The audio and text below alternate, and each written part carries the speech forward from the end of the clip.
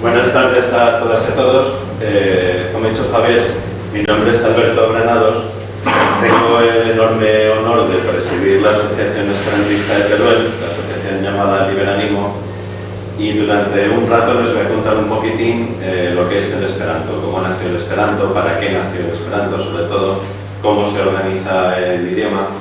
Luego, posteriormente, Serafín les contará un poco del libro que escribió sobre la historia del Esperanto en Teruel. Antes de empezar, les cuento lo que ya han visto ustedes, que hemos puesto una pequeña mesa, pues como una pequeña exposición de libros en Esperanto que tenemos y tal. Y también tenemos ejemplares del libro de Serafín Ebrecoa, el libro sobre la historia del Esperanto. Es un libro que no lo vendemos, lo regalamos a la voluntad. Si quieren se lo pueden llevar, pero bueno, pedimos la voluntad y con eso nos apañamos. El libro tuvo subvención, con lo cual pues no lo vendemos, porque eso, lo regalamos. Entonces, bueno, ¿por dónde empezamos? Vamos a empezar vendiendo un poco lo que es la asociación. Les voy a contar un poco. La asociación se llama Liberanimo, que quiere decir espíritu de libertad. Liberanimo es una palabra compuesta de libero y ánimo. Pues ánimo es alma o espíritu, libero libertad. El nombre de la asociación es muy bonito, con el P, pásala. No, con este. El nombre de la asociación es muy bonito, el logo también es muy majo, ya pueden ver ustedes que es un logo muy bien diseñado y tal. Y más bonitas todavía son las caras de los fundadores de la asociación, que ven ustedes aquí. La asociación la fundamos en el año 2016, bueno, sí, en el año 2016. Estas personas que ven ustedes aquí. Llegó nuestro atrevimiento a tal punto que en el año 2017 organizamos el Congreso de la Federación Española de Esperanto en Teruel. Lo que pasa es que esta foto se ve horriblemente mal, ha salido muy oscura, pero ahí hay 155 personas, la gran mayoría españoles, pero también hay personas, si no me acuerdo mal, de 20 países diferentes que vinieron a Teruel al Congreso de la Federación de Esperanto. Eso fue un éxito. La verdad es que en un congreso de este estilo no se imaginan ustedes la enorme alegría que produce el juntar de personas de muchísimos países, personas que además no nos conocemos más que por referencias o ni eso, y poder hablar en común sin ningún problema. Pues bueno, que juntarse en una mesa un chino, un estadounidense, dos españoles y 4 italianos, y podemos hablar sin ningún problema en común. No digo que al fin y al cabo este congreso, pues los congresos españoles son un poco, pues vamos a decir, modestos y tal, ¿no? Pero imagínense ustedes, por ejemplo, yo estuve en el Congreso Universal de Esperanto en Lisboa, estábamos allí 1.700 personas de diferentes países, pues imagínense ustedes el ambiente que tuvimos allí. Sí. Espera, ya me sigo. Espera. Ya le doy yo con la problema. Entonces, vamos a empezar por el principio, que el principio no es la creación del Esperanto, sino el para qué crear el Esperanto, para qué crear una lengua común, para qué inventarse un idioma. Los motivos los podemos clasificar en dos tipos de motivos. A los primeros, no sé si llamarles culturales, económicos, sociales o cómo llamarles. A los segundos les llamaríamos motivos ideológicos. Vamos a imaginarnos una persona que estudia inglés, por ejemplo.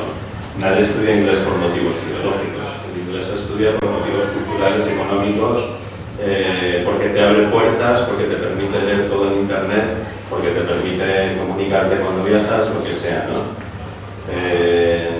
Pero ese motivo puede ser útil a la hora de pensar en un idioma común, pero desde luego todos los esperantistas compartimos también motivos ideológicos.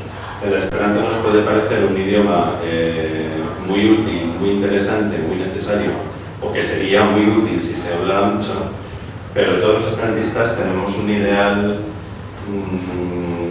que no siempre es fácil determinarlo, por un ideal de fraternidad, de hermandad humana, un ideal de colaboración entre todas las personas del mundo, un ideal que hace que el esperanto no sea solo un idioma. Cuando uno aprende un idioma, aprende el idioma por los motivos que sean, pero cuando aprende un esperanto, lo normal es que lo aprenda sobre todo por motivos ideológicos. Todos los esperantistas compartimos una idea de hermandad, de superar las barreras y las fronteras, de hermanarnos, de aumentar drásticamente la cooperación internacional. Y estos dos motivos, en realidad los ideológicos y los otros, en realidad están enormemente ligados entre sí, porque la idea de crear un idioma común es una idea que surgió, vamos, a lo largo del tiempo ha habido muchísimos intentos.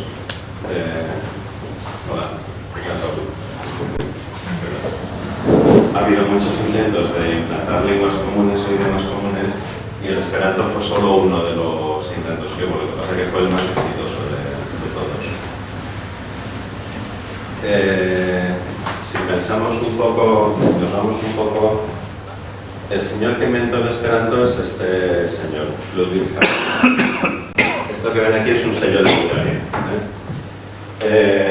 Zamenhof era natural de una ciudad de Polonia llamada Białystok, donde convivían personas que tenían diferentes idiomas. Había rusos, había quienes hablaban alemán, había quienes hablaban polaco, por supuesto. Había una mayoría de la población que eran judíos que hablaban el idioma yiddish, que era un idioma germánico que hablaban los judíos en Europa Oriental. Entonces, esta coexistencia de lenguas en Białystok no era pacífica, ni mucho menos, ni lo era en general en Europa Oriental.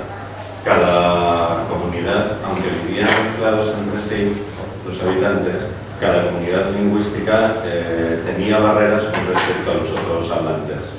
Los rusos tenían un sistema, una sensación de identidad propia, los polacos otra, los alemanes otra, los judíos otra. Había poca comunicación entre los diferentes grupos, y lo que había era tensiones, asaltos, ataques, asesinatos, pogromos, pues continuamente. La historia de Europa Oriental incluye todos estos problemas. Entonces a Zamenhof se le ocurrió, pero ya siendo muy niño, aunque él luego fue médico, oftalmólogo, su vida la dedicó a la lingüística en realidad, no profesionalmente sino como hobby, como afición. Entonces desde muy niño se le ocurrió, y no solo él sino a otro grupo de chavales, que había que intentar buscar una lengua común que permitiera romper esas barreras. Entonces desde muy niño empezó a darle vueltas al problema y a plantearse un poco este problema. ¿Cómo tendría que ser una lengua común, una lengua universal, una lengua mundial, para que funcionara bien como lengua de hermandad o como lengua fraterna, como queremos llamarla? Pues tendría que tener dos requisitos, según su punto de vista: ser un idioma neutral y ser un idioma fácil de aprender. ¿A qué le llamamos idioma neutral? Pues hombre, pues si uno aprende, yo qué sé, si uno es español y aprende inglés, por ejemplo, pues aparte de lo engorroso que pueda ser el problema, porque todos los idiomas son difíciles en realidad, pues el problema es que nunca el que aprende inglés como adulto va a alcanzar al que habla inglés como lengua materna, siempre va a ser un hablante de segunda categoría. Eso que no parece muy importante cuando lo miramos individualmente, tiene una importancia enorme cuando lo miramos globalmente. Y la realidad es que cuando un idioma se impone muchísimas cosas, impone su cultura, impone su sociedad, impone sus formas de vida, porque los idiomas hay que tenerlos en cuenta que no los utilizamos solo para hablar o para escribir, sino que los utilizamos para pensar también. Siempre cuando una comunidad tiene que adaptarse a otro idioma de otra comunidad o de otro país o de otro idioma, pues siempre está en desventaja, siempre parte de una situación de de desventaja y de inferioridad. Vamos, el esfuerzo que está realizando todo el mundo para aprender inglés es un idioma, un esfuerzo encomiable. Yo hablo inglés y me parece un idioma magnífico, pero es un idioma que tiene un problema, es un idioma dificilísimo de aprender. Y al ser dificilísimo de aprender, también es dificilísimo alcanzar el nivel que tiene el angloparlante que tiene el inglés como lengua materna. Con lo cual nos vamos al segundo problema.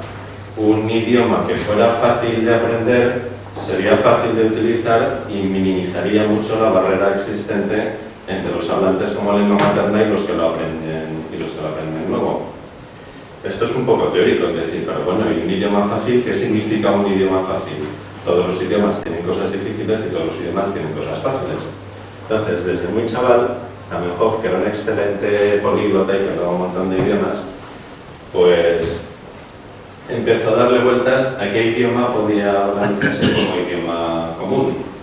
Le dio vueltas al latín, al griego, a las lenguas germánicas. Bueno, pues son idiomas muy difíciles y muy complicados. Se puede imaginar que en vez del esperanto estuviéramos hablando del latín como lengua para todo el mundo. Si el latín es un idioma terroríficamente complicado. Cuando aprendió algo de inglés, idioma que no conocía muy bien, le pareció que la gramática del inglés era una gramática muy simplificada con respecto a la de los otros idiomas y que por lo tanto cualquier idioma que se intentara poner como idioma común tenía que tener una gramática del estilo de la que tiene la gramática inglesa. El problema del inglés es que la gramática es sencilla, pero sobre todo la fonética y la ortografía son terroríficamente complicadas. Como no hay relación entre lo que se escribe y lo que se habla, aprender inglés es un problema fonético del primer orden. Aprendes una palabra, aprendes a escribirla, pero tienes que aprender cómo se pronuncia. Cosa que, por ejemplo, en un idioma derivado del latín no sucede. En castellano, por ejemplo, hay una correlación bastante firme entre lo que se escribe y lo que se habla. Hay problemas, pues por ejemplo tenemos la B y la V que se dicen igual y se escriben diferente, tenemos la H muda, tenemos la G y la J, por ejemplo, la C y la Z, pues hay problemas, pero en general una frase que digamos en castellano y que no sepamos lo que es, sabremos escribirla. Y una frase que vemos escrita sabemos pronunciarla. Eso en inglés es mucho más complicado, es más problemático y eso le hizo mejor descartar el inglés. Si ustedes conocen inglés, ya sabrán que los ingleses se pasan todo el día deletreando palabras, sobre todo deletreando apellidos, porque te dicen un apellido y porque te lo digan no vas a saber escribirlo, o porque lo ves escrito no vas a saber pronunciarlo, sino que normalmente hay mucha más regularidad. Bueno, pues le dio vuelta también a las lenguas eslavas, a las lenguas derivadas del latín, a todo tipo de lenguas abstractas, geométricas, ha habido montones de intentos. Y Zamenhof luego contaba, no sé en qué momento de mi vida es el momento en el que me di cuenta que no se podía ni popularizar un idioma de los normales como idioma común, ni siquiera tampoco tratar de reformarlos. Tú puedes coger el latín, quitarle las declinaciones, por ejemplo, y te lo cargas. Los idiomas son como vasos comunicantes. Cuando les quitas una cosa, aparece otra. Entonces, en un momento dado, descubrió que lo que tenía que hacer era crear un idioma nuevo, volver a empezar desde el principio, porque además el crear un idioma nuevo iba a tener una gran ventaja, que es la siguiente.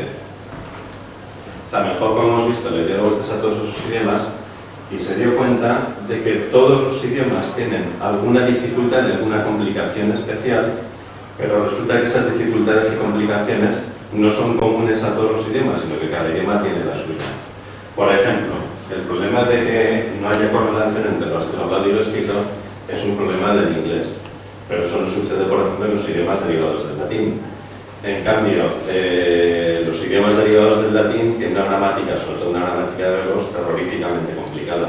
Cuando aprendimos castellano como niños, nos aprendimos unas deficiencias verbales que esas nos parecieron muy fáciles porque éramos niños, pero para un extranjero que aprende castellano eso es un calvario, eso es una dificultad monumental.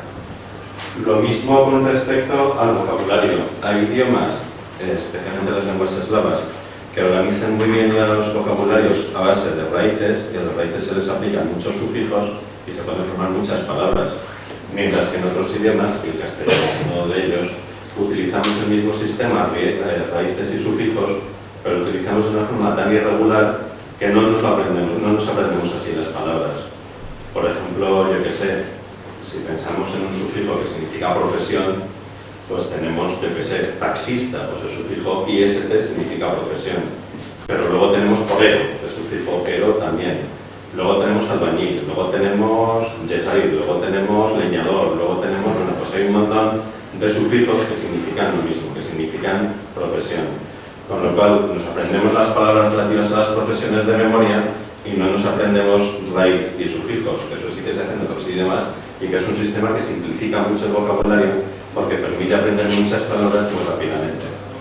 Resumiendo, el inglés tiene una complicación que es el tema del vocabulario y la ortografía, o sea, de la fonética y la ortografía. Los idiomas derivados del latín tienen un sistema de gramática verbal complejísima.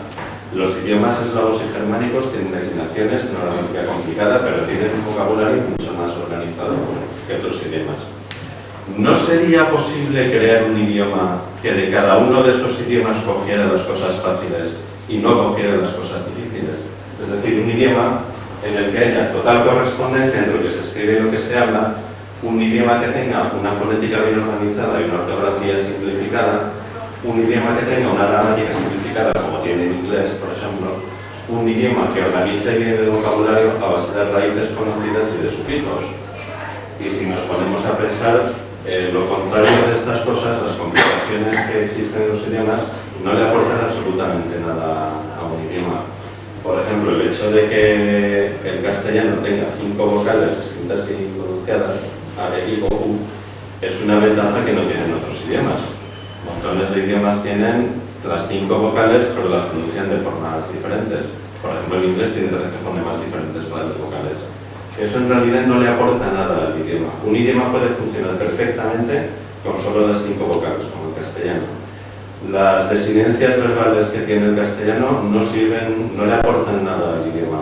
El inglés puede funcionar sin ellas. Es decir, se podría pensar en hacer un idioma que tenga las cosas fáciles en cada uno de estos apartados y que no tenga las cosas difíciles.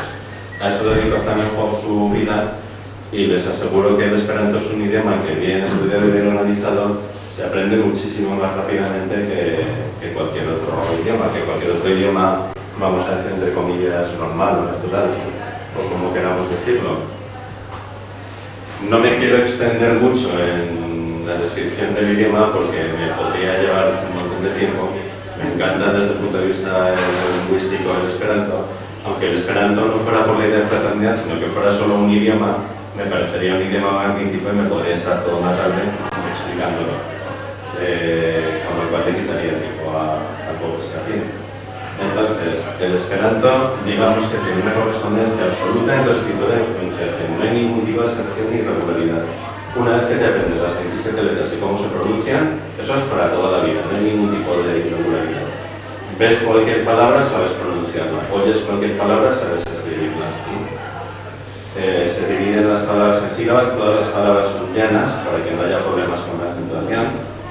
Zamenhof cogió el invento español de las 5 vocales escritas y habladas, es que incluso el catalán, por ejemplo, el italiano, el latín, la E y la O tienen formas más abiertas o más cerradas de pronunciarlas. No digamos nada el inglés, el francés, el alemán.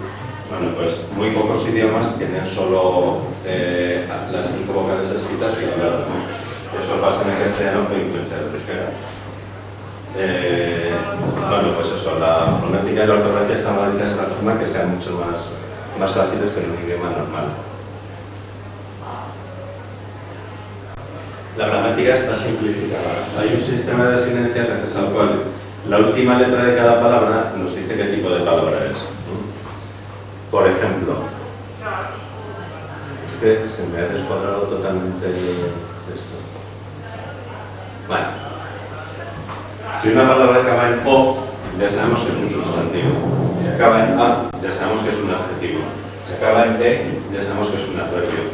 Si acaba en I, ya sabemos que es un verbo en infinitivo. En español son ar, ir, pues esperamos todos en I.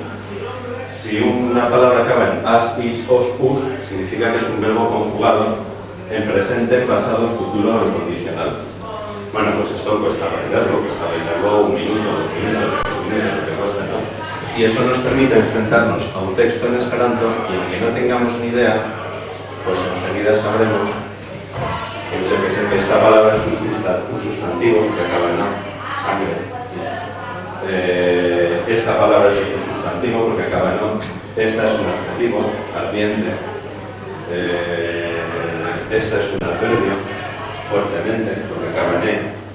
Este es un verbo en presente. Este es un verbo en pasado.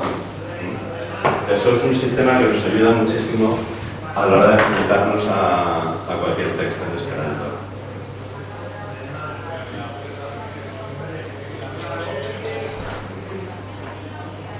Es que no quiero profundizar mucho porque imaginémonos, por ejemplo, hay 45 palabras en esperanto, de las más importantes de cualquier idioma. Hay que aprenderlas para aprender cualquier idioma y sin ellas es imposible montar un par de frases. Y les traduzco 5. ¿Cuándo? Entonces, siempre, alguna vez, nunca. Son adverbios y pronombres de tiempo. Este sirve para preguntar, cuándo, este para responder. Entonces, este es colectivo, siempre, este es negativo, nunca, este alguna vez, relativo.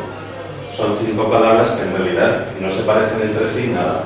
¿Cuándo? Entonces, siempre, alguna vez, nunca. Hay que aprenderlas de memoria desde cero. Para un extranjero es un calvario aprender eso. En esperanto son kiam, tiam, chiam, iam, neniam, mucho más fáciles de aprender. Estas 45 palabras están organizadas de tal forma que son como un cuadro. Todas empiezan por unas letras determinadas, todas acaban por unas letras determinadas, se aprenden enseguida y sin ellas ya les digo que es imposible. Estas 45 palabras en todos los pronombres y adverbios que se utilizan, pues qué, cuál, dónde, por qué, cuándo, siempre, nunca, alguna vez, nadie, ninguno. Bueno, pues en las 45 palabras, sin ellas no se aprende un idioma. Y por ejemplo, cuando se aprende inglés y se aprenden esas palabras, pues eso es un calvario.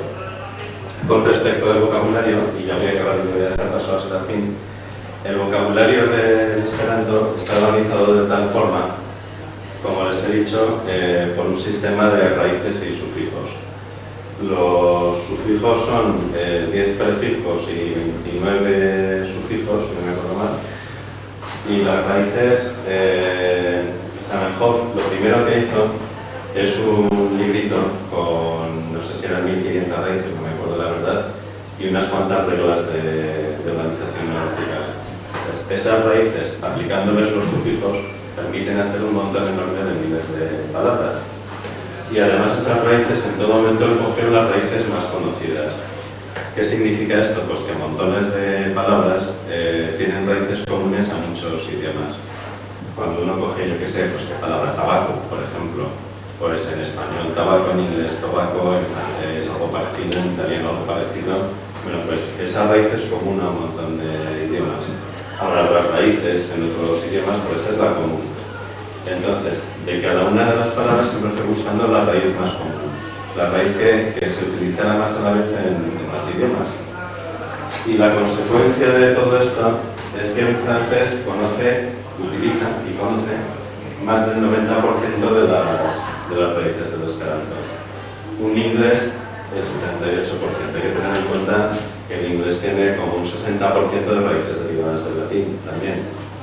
Un alemán el 75%, un ruso el 60%, un español en torno al 85% o así.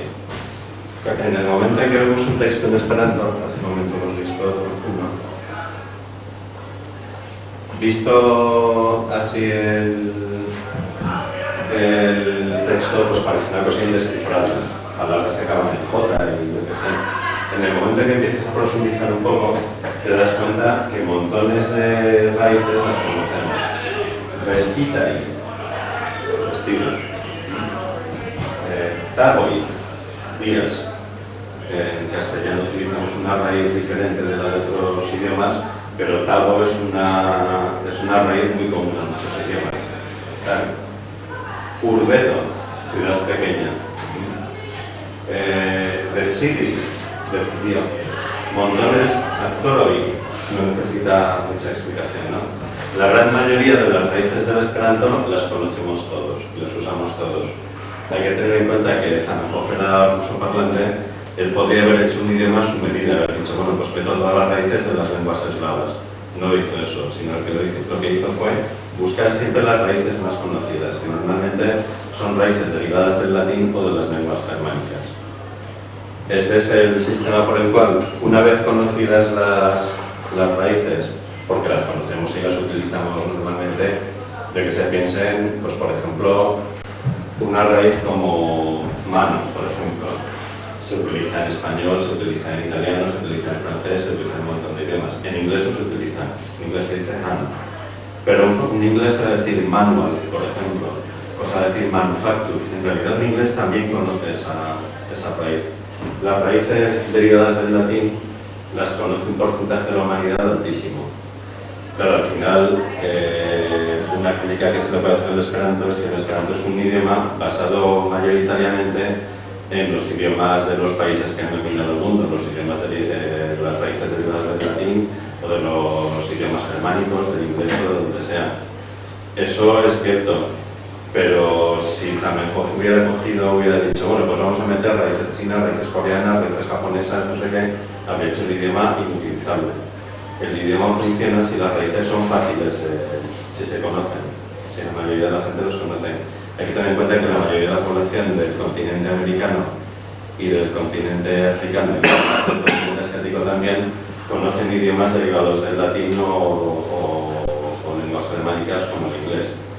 Las conocen por motivos que no son motivos asumibles por el colonialismo, pero es una realidad que la mayoría de los franceses o de los africanos o les suena el idioma francés y lo conocen o les suena el inglés y lo conocen, con lo cual esas raíces las conocen.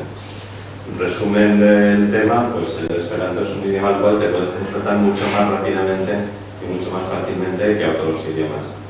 Yo les aseguro que aprender Esperanto a mí me costaría, pues que diría, 15 veces menos que aprender inglés.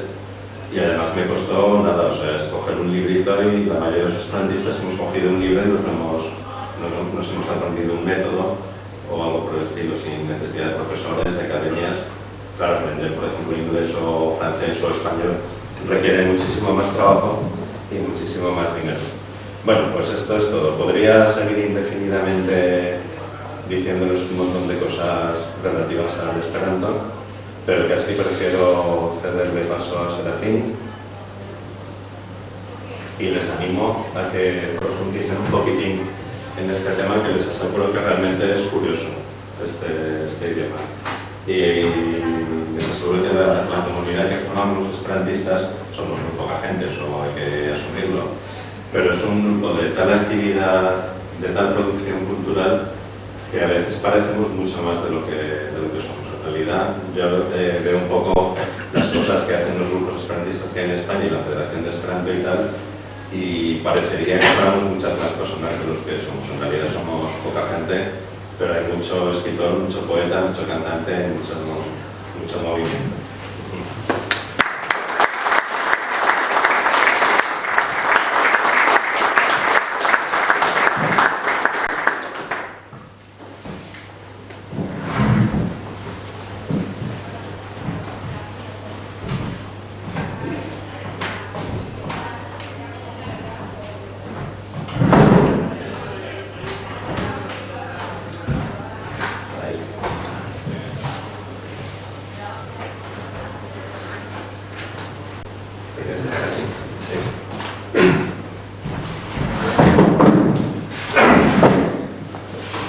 ¿Se oye bien?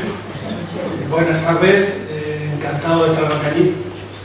Ya he venido otras veces, estuve en la biblioteca con Nicolau, con Tomás y con todos esos, estamos presentando un libro, estamos varias veces en Alcañiz y cada vez que vengo a Alcañiz me encanta venir, porque somos bastante capitalinos, los de allá abajo, los de arriba, ya no sé si estoy arriba o abajo, y venir a Alcañiz y hablar de Alcañiz.